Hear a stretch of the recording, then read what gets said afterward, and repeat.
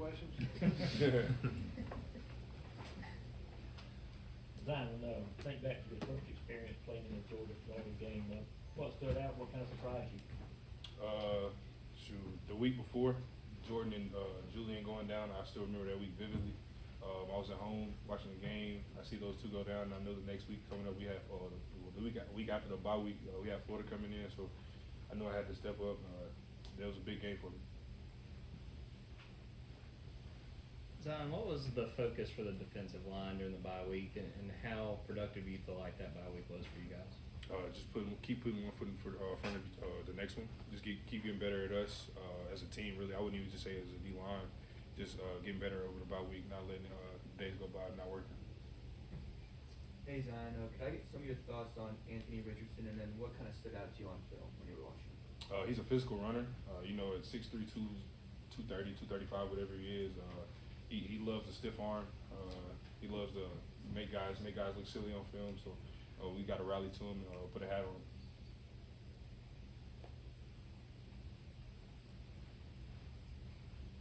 You guys have obviously been very productive on the defensive side of the ball. We're constantly asking about Jalen. Is he going to be well? Is he going to be well? Obviously, we don't know going into this game, but is part of that almost annoying to you because you guys are obviously, you and Stackhouse, and they're doing a good job inside. What's the feeling on that? We'd love to have Jalen back. We know it's going to take some time for him to finally get back to 100% like he wants to be. But I think we're still keeping that next man up mentality. Not going to let just one guy hold us back. We're going to keep going playing for him. Yes, I guess following up on Anthony Richardson, it seems like every week y'all are facing one of these quarterbacks that can extend plays and scramble and everything. How much better do you think y'all have gotten at that from the start of the season when y'all preparing for Bo Nix up to now?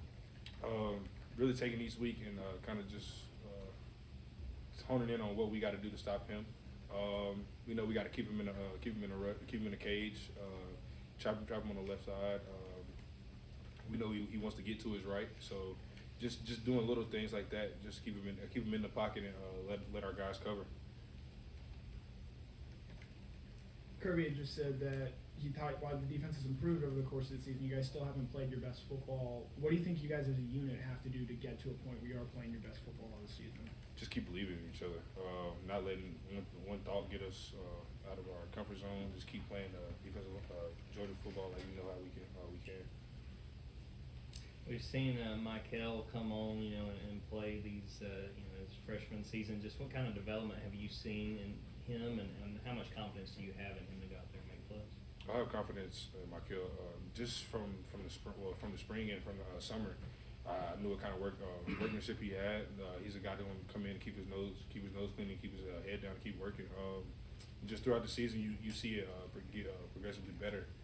His pass rush, even him striking in regular downs, first and second down, he's gotten a lot better at that. So when he's playing at his best potential, he's very good.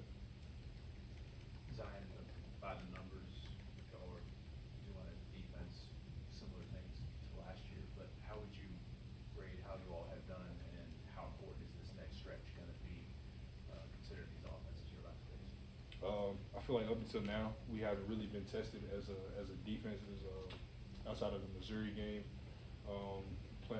Playing a fourth quarter game, so I think that's going to be a big thing for us in the second half of the season because we know we got some big opponents coming in.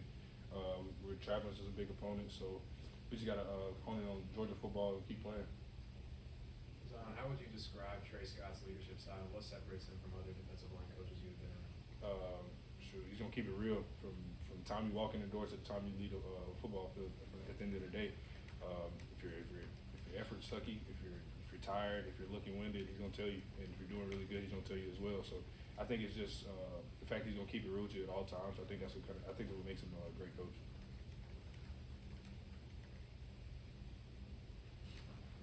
You've been playing a lot on special teams, especially field goal and PAT. Mm-hmm. How have you embraced that role this year? Really just going back to doing whatever I can for my team. I know JD had that position last year, and he was a big wall. We need every point we can get when it comes to field goal, PATs, when it comes down to thicker games.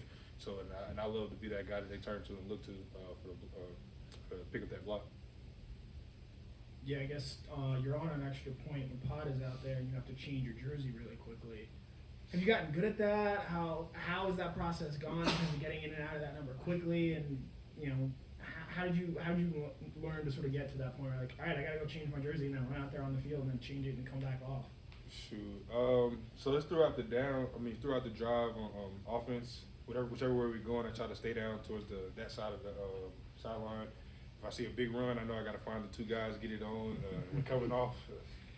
It's a hassle coming out. They had to cut the sides a little bit so I can get my arms in and out. But it's fun. I love doing it for my team, so I would change for the world.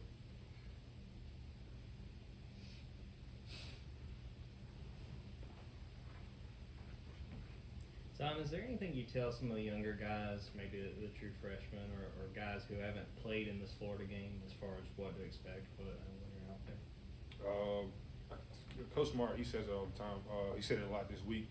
When you go out for warm-ups, there's not going to be a lot of people in the stands. Like a regular home or away game, you got to bring your own energy. But when you come out for kickoff, the coin toss, it's going to be half blue and orange, half red and black, and you got to be ready to go by the time you go back in for that the meeting for the game. So just having the guys locked in and knowing their assignment, knowing where they got to be.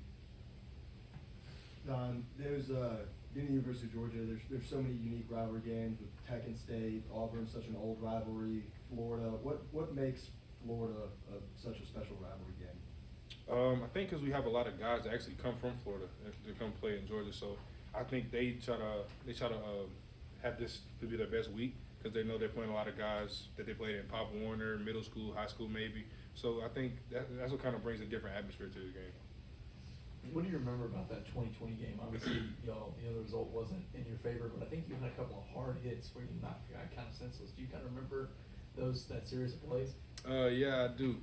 Because Damian Pierce, he had just scored on I think it was on like the 3 or 4 yard line, and I kind of got mowed over. And Coach Scott, he actually told me, he was like, I don't know if I'm gonna put you back in, but the next drive starts. He throws me back out there, make the play on second down. We got a pick six from Stokes the next play. So it was a big momentum change at the time, but it was a great confidence booster for me.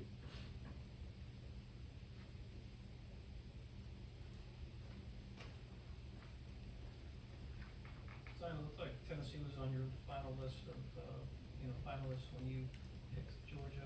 Well, how involved were you with them in the recruiting process, and did the home state not factor in much? I love my home state school, but it was a lot of different coaches there at the time. I loved it down here now in Georgia, but I just didn't feel like it was home for me. Didn't really get recruited well, and I can't really blame it on the coaches there now, but it was the best decision for me at the time. Any other questions? All right, thank you. Thank you. Thanks, Tom.